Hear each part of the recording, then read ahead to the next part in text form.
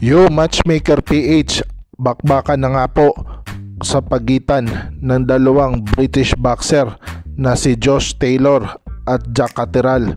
Dito nga po ay nagsakalan nga sa face-off conference nila at weigh-in. Dito ay hindi talaga napigilan ng dalawa ang panggagalaiti sa isa't isa dahil nga po mga ka-matchmaker meron nga po silang history feud. Dito nga po last nilang away ay nanalo nga po via split decision itong si Josh Taylor.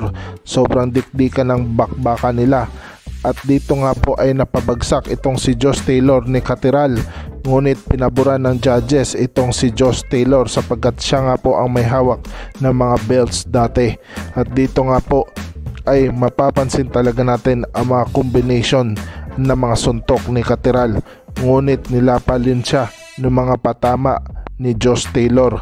Kaya dikdikan talaga ang kanilang bakbakan. Ngunit mga ka-matchmaker ay nanaig pa rin ang Scottish na si Josh Taylor sapagkat siya nga po ang kampiyon at hindi masyadong na-impress ang mga judges dito kay Catterall kahit napabagsak niya itong si Josh Taylor. Ngunit dito nga po sa kanilang rematch ngayon, kahit walang belts ay paniguradong mainit ito sa ibabaw ng lona sa mga British boxing fans sapagkat dito nga po ang dalawa ay wala talagang magpapatalo. Dito nga po ay lumambot ang panga ni Josh Taylor nung matamaan ni Catterall. Kaya naman aabangan talaga ng mga British boxing fans ang kanilang bakbakan mamaya. Dito nga po ay nakuha ni Josh Taylor at nabugo itong si Catterall. Samantala nakuha naman ni Teofimo Lopez ang panalo kontra kay Josh Taylor at nakuha ang mga belts nito.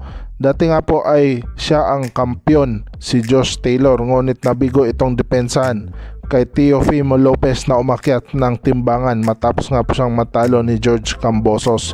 Dito nga po ay binugbog itong Scottish na si Josh Taylor ni Teofimo Lopez at nakuha ang mga belts.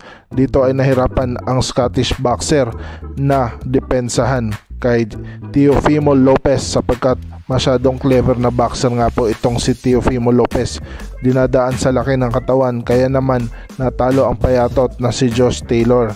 Kaya naman dito ay masasabi natin na itong si Josh Taylor ay nanggagalaiti na makabalik sa ibabaw ng lona at makuha ang kanyang unang panalo matapos nga nilang maglaban ni Teofimo Lopez. At ito namang si Catterall ay gustong makabawi sa kanyang unang talo din kay Josh Taylor. Kaya naman nagsakalan ang dalawa sa ibabaw ng weigh-in at dito nga po ay malalaman natin kung sino ang matapang.